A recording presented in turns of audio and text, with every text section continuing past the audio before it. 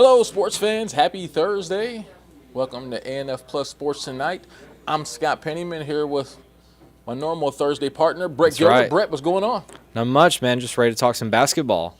Oh, I know man. I'm not Fred Campagna, your basketball buddy, but Oh. I'll try to be a good fill-in, a good bench piece for you.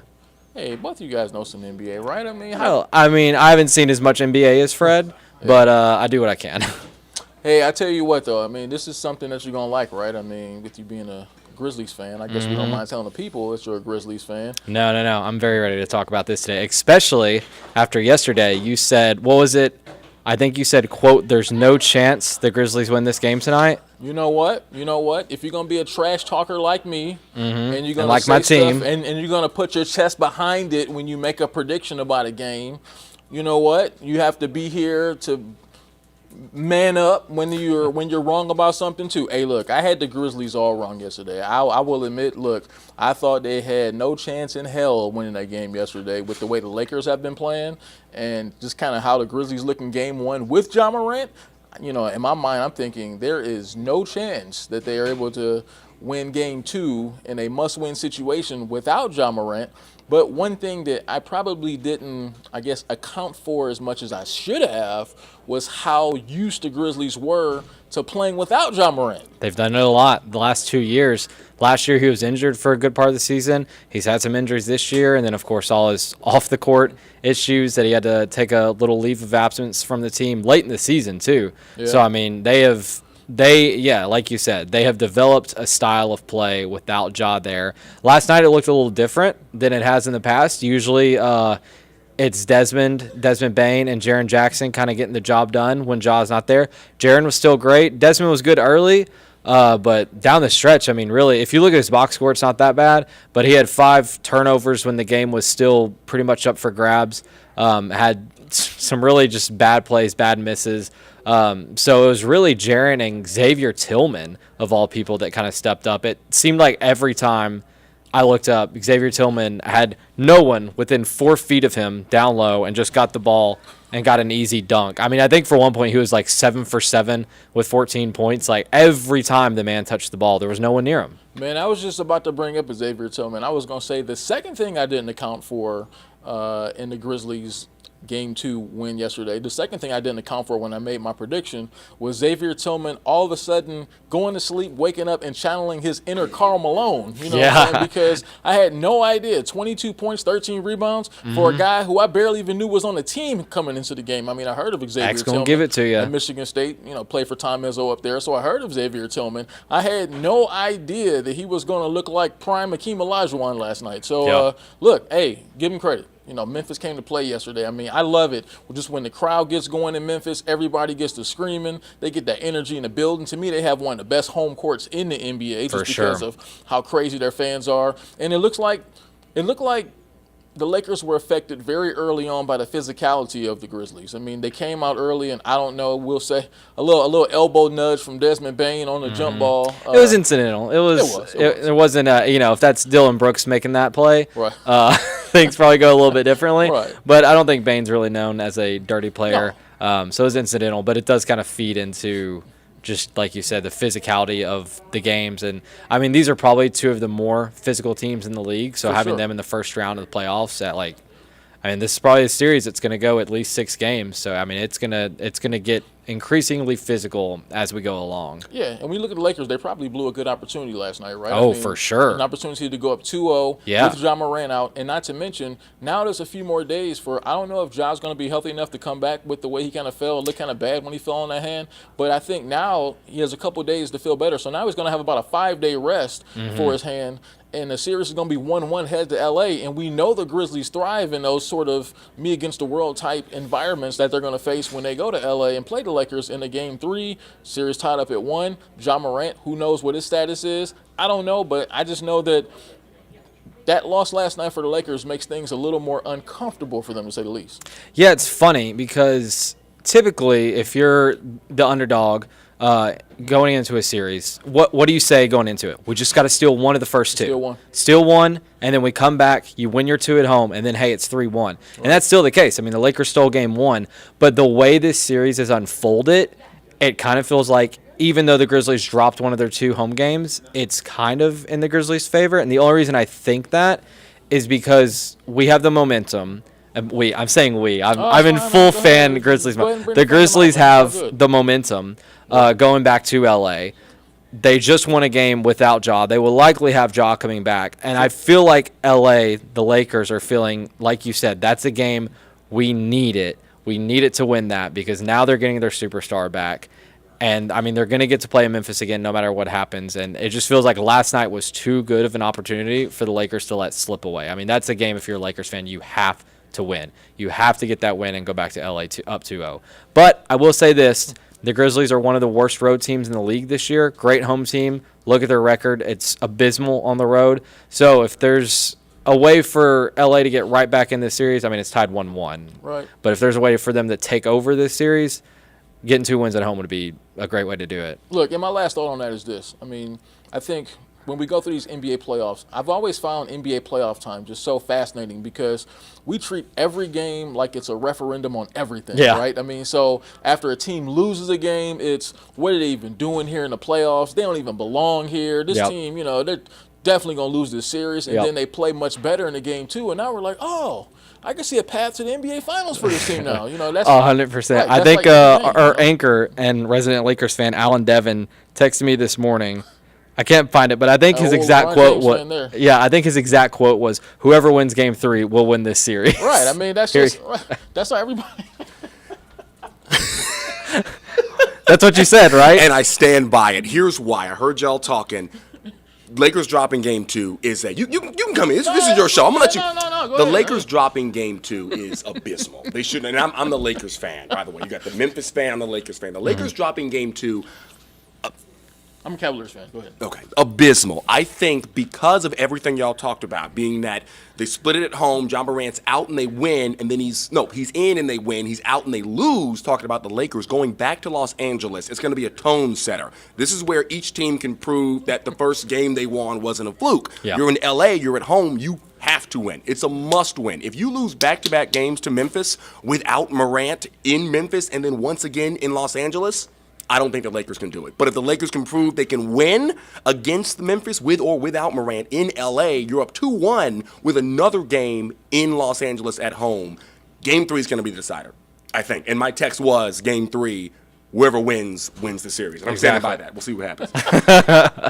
Like you said, every game's a referendum. Every game's a referendum on everything, man. I mean, that's what the NBA playoffs is all about. So that's why I love it, though. I love it. Just because of the energy. Everyone feels so great about their team when they get a win. Everyone feels so lousy about their team after they lose a playoff game. So, yeah, I mean, you just have to take it with a grain of salt. I remember Tim Duncan, the great Tim Duncan, whenever he was in a playoff series, he would always say, first 1 to 4. First 1 to 4. After every win or loss, it's first 1 to 4. Because you just really can't tell game by game. I mean, these final series are so quirky. Who the hell knows, you know? Yeah, right.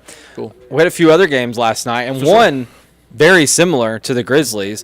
The Bucks taking on The Miami Heat. Miami Heat. Oh, my God. Heat. Thank you. I'm thinking like 3 games ahead.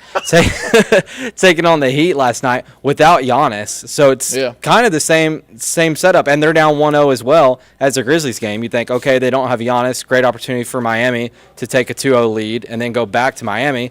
And then the Bucks get it done without their star as well. Yeah.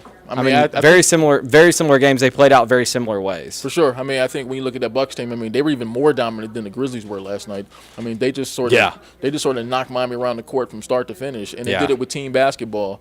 They were just bigger. Yeah, they're bigger, stronger, and when you look at the Bucks team, they're such a professional team, right? I mean, even without Giannis, they've played a lot of games without Giannis. They've played a lot of games without Chris Middleton, and they still managed to win. It's because of their style of basketball. They play Mike Budenholzer. He learned under who? Greg Popovich in San Antonio. He was an assistant under Popovich there. Right. So I think that he really understands team basketball this time of year. Even though you have stars, I think when you play great team basketball, it empowers other guys to be able to step up in situations when those stars aren't there. And I think that's the Milwaukee Bucks. That's why they're a championship caliber team. That's why they were my favorite to win the championship if they're totally healthy. Just because everyone on that team, once again, they understand their roles. There's a clear defined number 1. Middleton's number 2. You got Drew Holiday doing what he does at number 3. So many versatile pieces and parts to that team with an excellent head coach. I think that's why that was last night's moment for the Milwaukee Bucks was this is why we are who we are moment, and they went on the court and they showed it, man.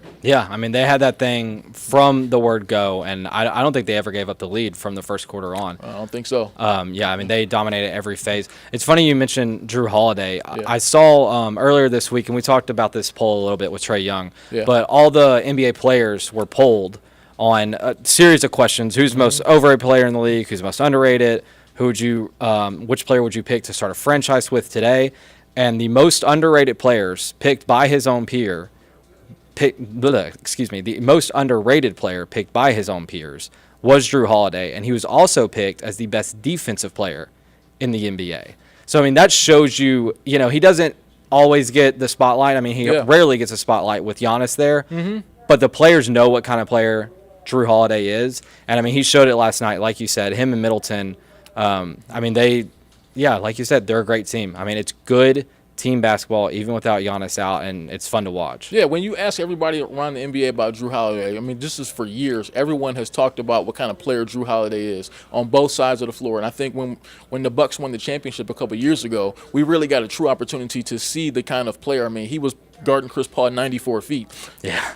And I think Drew Holiday is kind of underrated because he doesn't really make all-star teams. I think he's made one his whole career, one maybe two all-star teams his whole career. So he's not always an all-star game. He plays he's in a Milwaukee. small market. He's always in small markets. He played in New Orleans. He played in Milwaukee. Right. So I just don't think we see his name out there front and center the way we see a lot of other point guards. But fact of the matter is, on both sides of the ball, as far as two-way players, Drew Holiday is not just one of the best point guards in the NBA. He's one of the better players in the NBA on both sides of the court. I mean, his basketball IQ is off the charts when it comes to being able to take smart shots on offense, being able to defend the way he's able to. He's the number one reason I think the Bucks went from being a really good team to a championship caliber team, and he's also a really big reason why the Bucks have an opportunity to win their second championship in 3 years. You think he's a bigger reason than Giannis? Or you're saying no, because Giannis was already there? Yeah, Giannis was already there, and Middleton was already there. What they were missing was a Drew Holiday. I got you. Yeah, for sure. Yeah, but then our third game, probably the most boring game of the night last night, Nuggets taking a 2-0 commanding lead over the Timberwolves in that series. I'm not going to lie to you. I was watching the other two games. I didn't get much of a chance to watch this one. Well, I watched it. And partly because it just doesn't interest me. I mean, I don't think anyone thinks the Timberwolves can win this series. No. The Nuggets are kind of known for having a boring, for lack of better words, boring style of play. So it's not one I tuned into, but you did. So what was your takeaways? Well, my takeaway was if Jamal Murray continues to, if he, he had the bad knee injury last year, he was out, he missed the playoffs last year, tore his ACL. Now he looks a lot like bubble Jamal Murray. And last night he went bubble Jamal Murray. Remember just how unstoppable he was in that bubble in Orlando? I mean, he looked like Isaiah Thomas in that bubble. I'm talking about the Pistons Isaiah Thomas, not the Isaiah Thomas who played for the Celtics. That's how good he was in the bubble. And it had been a couple years he's just been trying to, even during this season, he's kind of just been really fighting his way back from the injury. And last night he showed you it was the reintroduction of Jamal Murray last night. I mean, he had 40 points. Big shots down the stretch in the fourth quarter. Minnesota was competitive in that game last night. That was a really close game in the fourth quarter. Minnesota had played really good. Atlanta native Anthony Edwards, he was really, really good in that game last night. But Jamal Murray knocked him right back down. He had a big shot in the fourth quarter yesterday. Like I say, 40 points. So if Jamal Murray can continue to play, I'm not saying score 40 points every single night, but if Jamal Murray is that Jamal Murray for the rest of the playoffs, the Denver Nuggets are going to be hard to beat in the Western Conference. I was about to say, like I just said, I feel like we all kind of sleep on the Nuggets, boring style of play, whatever. We love to talk about the Grizzlies, the Warriors, the Suns, even the Clippers. At the end of this whole thing, do you think the Nuggets are going to be the ones standing up in the West still? You know what? It's hard to give them the benefit of the doubt because we've never seen it, right? Right, and that's the other thing. That's the whole thing. I mean, a lot of the teams at the bottom of the Western Conference, we've seen these guys in the finals before. We've seen these guys in the prime time. LeBron James, Kevin Durant. We've seen Kawhi Leonard in the NBA Finals. Right. So just given the fact those guys have name value, and we just haven't seen the Nuggets do it this time of year. But I think when you look at how the Nuggets play, what they have on their team, when they're totally healthy, they're the cleanest team out West. Just when you look at them from top to bottom, they're almost a flawless team. I think all they're missing is the elite level, they just haven't done it yet. They just haven't got to the finals yet, and they just haven't won a championship yet. I think that's why we don't give them the benefit of the doubt. But when you watch them play, they have one of the cleanest styles from start to finish. I mean, Jokic, just one of the best players out there, very efficient, very everything. When Jamal Murray is there to help him, and then you have Michael Porter Jr. as their number 3 option, that's a very hard team to beat. I mean, I really haven't seen Denver play a bad game yet in these playoffs, just from top to bottom. They play the cleanest style of basketball of any team, I would say, certainly in the Western Conference. So, yeah, I think if you're just looking at their ability to get to the finals, I think if they continue to play this way, yeah, I do think that they can make the NBA Finals. I do think that they have a chance to win an NBA championship. I just think, once again, we don't give them the benefit of the doubt because we haven't seen it yet. Mm-hmm.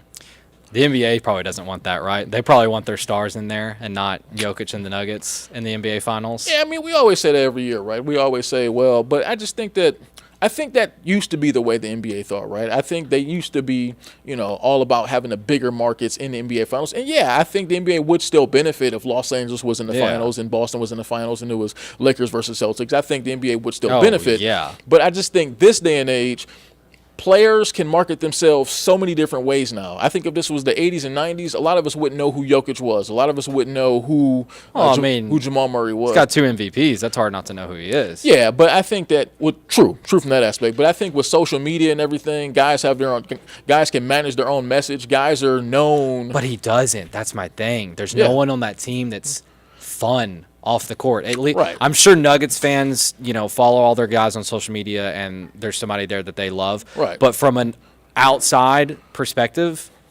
there's no fun personality on that team, and there doesn't have to be. You can be a great basketball team, championship-winning basketball team, without a fun personality, for sure. I'm just saying, from a pure entertainment standpoint, the Nuggets aren't the most entertaining team if they make it all the way to the finals. Hey, let me tell you, look, you're right about that, but I also remember a team that wasn't very fun many years ago that won 5 NBA titles, and that was the San Antonio Spurs. We said a lot of the same things about the Spurs that we're saying about the Denver Nuggets, kind of like just a quietly go about your business superstar like Tim Duncan. Yeah. You had a bunch of other pieces like Parker and Ginobili, guys who just went out there and did their job, fit into a system. You're not wrong. And a coach to kind of put the pieces in the right place. So I think I'm not calling the Denver Nuggets the San Antonio Spurs. No. And I'm certainly not calling Jokic Tim Duncan. But I think that if you're looking for a comparison to a team that flew under the radar for a lot of years and won a lot of NBA titles, it's the San Antonio Spurs. So, yeah, I think the Denver Nuggets can do it. I think they have the pieces and parts to do it. I just think now that and remember, they haven't been healthy in past years either. Like I say, last year, Porter Jr. and Jamal Murray were out, and Jokic was kind of left to fend for himself in the playoffs last year. So now this is a good opportunity for us to see, hey, man, this 2-time MVP in Jokic, is he really legit? Once he gets some help, can he win a championship? And so I think this year is going to tell us a lot when it comes to that. Moving on to tonight's games, we got a pretty fun slate tonight. First up, we got Sixers at the Nets. Sixers lead that series 2-0. And then you got my favorite series right now, other than my own teams, Kings up on the Warriors 2-0, going back to Golden State. That is going to be fun. And then the late game is the Suns at the Clippers. They're tied up 1-1. Which of these games are you most excited to watch tonight? Well, the game I'm least excited is 76ers and Nets, because that series is a damn snoozer when it gets down to it. I mean, I think we all know who's going to win that series. We can just move the 76ers on right now. I mean, the Brooklyn Nets only got here, by the way, is because of the wins they got with Tim Duncan and Kyrie Irving. I mean, Tim Duncan, I'm sorry. With Kevin Durant and Kyrie Irving. Right. So, I mean, there's nothing interesting about the 76ers versus Nets series. I mean, I think that one's headed for Sweep City right there. I'm just hoping no one gets hurt. Yeah. I mean, look. That's my only hope out of that series, because we know which way it's going to go. I'm just hoping that Embiid or somebody doesn't get a big injury to affect the rest of the playoffs. Right, yeah. Just let that series go. I hope I hope the 76ers go ahead and hurry up and close the Brooklyn Nets out, because that by far is the least entertaining series. But, yeah, that Sacramento Kings and Golden State series, I mean, I think that's fun. That's been the most fun series so far. Yeah. Even though the Kings have won the first 2 games and it's 2-0, I think just close. When you think about the dynamic of that series, right? I mean, you think about the Golden State Warriors being defending champions. They're being knocked on the ropes by the new kids on the block. So I think, I think just the dynamics, Draymond Green stomping people's bellies, you know what I'm saying? So ribs, not even the bellies. He went straight for the bone. Draymond Green stomping ribs and bellies. So, I mean, I think that adds just an added layer of fun to that series. And now everything shifts back to Golden State, where the champs are on the ropes. they're the champs. They got to come out fighting, right? So I think we expect Golden State to put forth a much better effort, even though they're going to be without Draymond Green. And if they lose tonight, their season, for all intents and purposes, is over. I'm praying to the basketball gods that series goes 7, because that will be so fun, especially because it'll be in Sacramento. Yeah. But I mean, it probably wouldn't matter, to be honest, because tonight in Golden State, it's going to be an electric atmosphere. It's an electric atmosphere up in Sacramento as well. I mean, that's just going to be fun basketball until the very end. And as fun as it would be to watch the Kings sweep, and as crazy as that would be, I hope we get more of this series, as much of this series as possible. So I really hope it goes 7 games. Yeah, and when you think about the Sacramento Kings, this is a put some respect on my name series for the Sacramento Kings. I mean, the entire season, we've just – if it's possible to be the third best team in the Western Conference and fly under the radar, that's exactly what the Sacramento Kings did. I mean, just the entire season. Mike Brown, they kind of have, once again, that's another understudy of Greg Popovich and Steve Kerr. I mean, so Coach of the year, unanimous coach of the year. Unanimous coach of the year. So Mike Brown has had some great training. And Mike Brown, he does nothing but win. It just kind of just baffles me why, when he was without a head coaching job, why people look at Mike Brown at his different stops like he was such a bad coach or such an incompetent coach. All Mike Brown does, he's one of the winningest coaches in the last 15 or 20 years in the NBA. The only thing really missing from his resume is an NBA championship. So just to be able to come to the Sacramento Kings and have them looking like one of the best teams in the NBA in just one season, I mean, come on. I mean, that's like one of the best stories in the NBA. So I'm rooting for the Sacramento Kings just because they're such a great story. We're finally getting to see how good some of their young stars are, like De'Aaron Fox. I mean, if you haven't watched De'Aaron Fox a whole lot, he's one of the great young talents in the NBA. Yeah. And he has been for the last few years. We just haven't seen it because he hasn't been on this big-time playoff stage. So I think now a lot of their players like him, like Sabonis, are finally getting their shine and their recognition because we're seeing it on the big stage, and I think it's a beautiful thing. Yeah. I think I saw a tweet say it's crazy to see a team go from breaking one of the longest NBA playoff droughts and then in their first playoff appearance potentially knocking off the defending champions. It's wild. Like, yeah, I mean, absolutely wild. Not just the defending champions, Yeah. probably the current dynasty in the NBA. Yeah. I can't get enough of that series. I hope it goes as far as it can. Suns Clippers though, that one's going to be really fun as well. And that one's actually tied 1-1. The one we're all excited about is actually 2-0, but this one is 1-1. But no Kawhi Leonard tonight, so that kind of sucks. So I just think about that. Like, remember how all during the last couple seasons, I think Kawhi Leonard has kind of been the face of load management. Pretty much since he's been. I mean, I think the year they won the championship back in 2019 when the Raptors won, he only played like 66 games that year, led him to a championship. And I kind of led him to really just going into this mindset of, I could play 55 to 65 games a year as long as I'm ready for the playoffs. That's all that matters. And he kind of load managed during the season too. He sat a lot of games out. And it was all so that Kawhi Leonard could be fresh for the NBA playoffs because that was all that mattered, right? Mm-hmm. Now, 2 games in, he couldn't play 2 damn games in the playoffs before now he has to miss a game.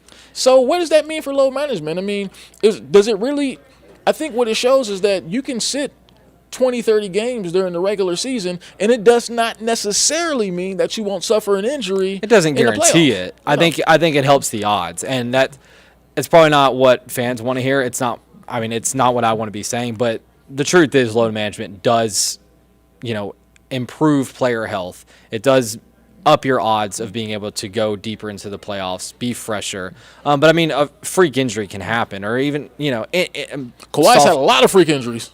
Soft tissue injury, like anything can happen at any time. And just because it happens doesn't mean that the precautions you took were pointless. But it just didn't work out this time. But I mean, he'll probably only miss a game. He'll be back game 4. Did they say specifically what the injury was? If they have, I've missed it. Let me try to find that. Yeah, I mean, it's just I know they said it was kind of just, and it really just came from out of nowhere. So it's officially a right knee sprain. I knew it was something to do with the leg knee, but I didn't know specifically. So I mean that can happen. Like it doesn't matter if you've played the last 20 games or you've taken 5 of your last 10 off. You move your knee a weird way, you can get a knee sprain. So I don't know if that necessarily is a defeat to the load management. Yeah, to the thought of low management, but I don't know. I mean, that's just my thoughts on it. Man, the Clippers have been one of the most snake-bitten franchises, not just in basketball, but just in professional sports history. yeah. I mean, just think, 2 years ago, they were in the they ended up making the conference finals. Kawhi Leonard got hurt that season. I mean, that was a team that could have won a championship. I mean, to be honest, I mean, they got to the conference finals even with Kawhi Leonard out. Yeah. But when you look at how things sort of shook down that year, that's when Milwaukee won the championship. If the Clippers get to the finals that year, I mean, who knows? And now it's just been a complete disaster since they've got together. I mean, if it's not Kawhi out, then it's Paul George out. If it's not Paul George out, then it's both of them out. I mean, it's just kind of been a disaster for the Clippers so far. I mean, I wonder if Kawhi Leonard would have just been better off staying in Toronto, honestly. I mean, it just seems like this whole Clippers experiment just hasn't worked out for him, whether it's injuries or whether it's just not getting it done. Man, this just is not working out for him. You say that, but like you said earlier, every game's a referendum. So tonight, if they come out and win without Kawhi, and then Kawhi comes back, all of a sudden it's, oh, this team's got something. Kawhi's coming back. They've got the juice. He's rested up. We're ready to go. So, I mean, we'll see what happens. You know, I'm not ready to say that, you know, this is a disaster for the Clippers. We just saw two teams win without their star last night. It could very easily happen again tonight. If the Clippers lose tonight, I'm going to say that's more of a referendum on the Phoenix Suns than it is on the LA Clippers. Maybe the Suns aren't the team we thought they were if the Clippers find a way to beat them tonight. That's the way it always goes, right? Right. One team is doomed no matter if you lose by 2 points. For sure. You know, last second buzzer beater, you're doomed. For sure. What's wrong with your team? You know, sky is falling, complete panic. It's all good.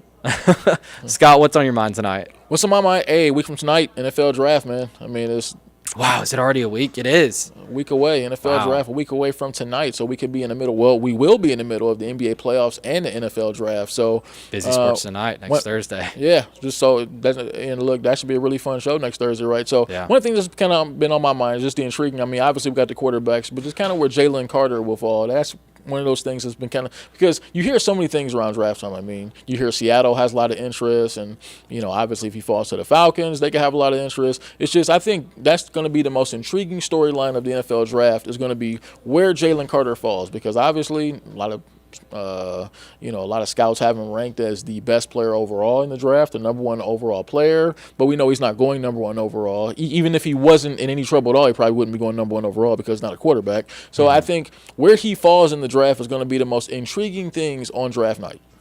Yeah, I totally agree. I'm more intrigued going into, and this is actually what was going to be on my mind, so you took the words right out of my mouth.